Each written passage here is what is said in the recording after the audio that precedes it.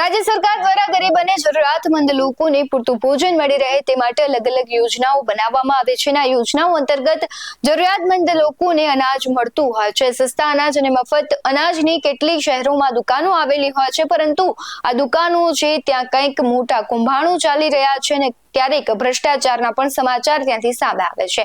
ત્યારે માંગરોળમાં પણ આવા જ કિસ્સાઓ ઘણી વખત બન્યા છે. તંત્રને પણ સહયોગી અમારા છે તેના દ્વારા જાણ કરવામાં આવેલી છે, પરંતુ તંત્ર જ ક્યાંક આમાં સંડોવાયેલું હોય તેવા દ્રશ્યો સામે આવ્યા છે. નમસ્કાર, આપની સાથે હું ભગવતી વિશાવડિયા. માંગરોળમાં છેલ્લા કેટલાય સમયથી અનાજનો કાળો કારોબાર ચાલે છે. જ્યારે અમારા સહયોગીએ સમગ્ર કૌભાંડનો પર્દાફાશ કર્યો ત્યારે થોડા દિવસ તંત્ર એક્શન મોડમાં આવ્યો. ત્યારબાદ વળી એ ધંધો હવે ધમધોકાર ફરી ચાલુ થયો છે. ફરી એક વખત એવી જ બેશરમીની હદ પાર કરતી એક ઘટના સામે આવી છે, જ્યાં જવાબદાર અધિકારી તોછડાઈ ભરી વાત કરે છે. સમગ્ર ઘટનાની વિગતે વાત કરું તો અમારા સહયોગી છેલ્લા કેટલાય સમયથી સસ્તા અનાજના જથ્થાનો ગેરકાયદેસર ચાલતા કાળા કારોબારનો સ્ટિંગ ઓપરેશન પહેલા પણ કર્યું હતું, જેમાં તેમને પુરાવાઓ મળતા અધિકારીને ફોન કરવામાં આવ્યો, પણ આળસુ અધિકારીઓ એક વખત જ તસદી લીધી, ત્યારબાદ ચેકિંગમાં જવાની ચોખ્ખી ના પાડી દીધી. તેનું સ્ટિંગ ઓપરેશન અગાઉ અમે પ્રસારિત કર્યું હતું. ફરી આ જ મુદ્દે જ્યારે અમારા સહયોગી પુરાવાઓ સાથે પુરવઠા અધિકારી પાસે પહોંચ્યા ત્યારે તેમણે બેશરમીની હદ વટાવી હતી. સૌથી પહેલા તે સ્ટિંગ ઓપરેશન જુઓ અને ત્યારબાદ અધિકારીના ઉડાવ જવાબ સાંભળો. સાહેબ નહીં, તમે છો પુરવઠા મામલતદાર, જવાબદારી તમારી છે. તમારે કરવાનું છે કે નથી કરવાનું? અરે પણ અત્યારે લોકેશન છે ને જથ્થો છે ભાઈ, તમારી જવાબદારી છે.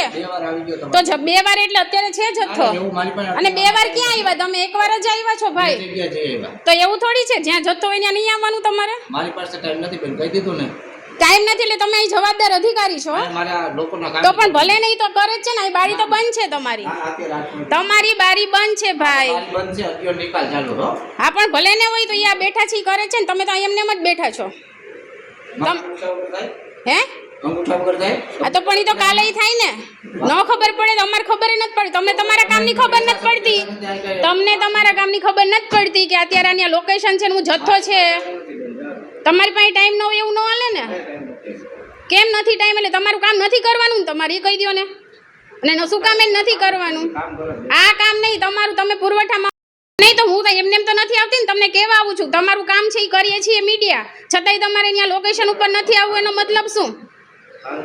હે એમ નહીં, તમારે લોકેશન ઉપર આવવું નથી. શું કામ એ નહીં કયો મને?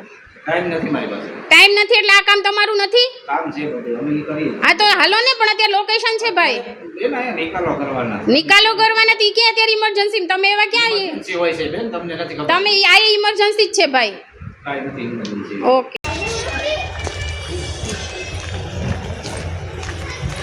બોલ તો તું ભાઈ, ઉભો રહે તો તું. ઓ ભાઈ ઉભો રહે. મીડિયા દ્વારા સસ્તા અનાજના ગેરકાયદેસર જથ્થાની માહિતી આપતા પુરવઠા તથા માંગરોળ પોલીસ સ્ટેશનમાં જાણ કરાઈ છે. પુરવઠા મામલતદારની મનમાની અને ગેરવર્તણૂક ભર્યું જરાય વર્તન વ્યાજબી ન કહેવાય. સરકાર પગાર તો આપે છે અને ઉપરથી કાળા કારોબાર તમારે કરવા પડે તો આ કેવી એક કહેવાય છે અધિકારીની બેશરમીની હદ કહેવાય. કારણ કે તમારે જો ભ્રષ્ટાચાર જ કરવો છે તો આમાં જનતાનું ભલું ક્યારેય નહીં થાય. આમ તો સરકાર છે, તંત્ર છે, વિકાસની વાતો કરે છે, જનતાને સહયોગની વાતો કરે છે કે જનતા માટે અમે આમ કરીશું તેમ કરીશું, પરંતુ ક્યાંક ને ક્યાંક અમુક એવા અધિકારીઓ છે તે સરકાર અને તંત્રને કાળું કલંક લગાવે છે.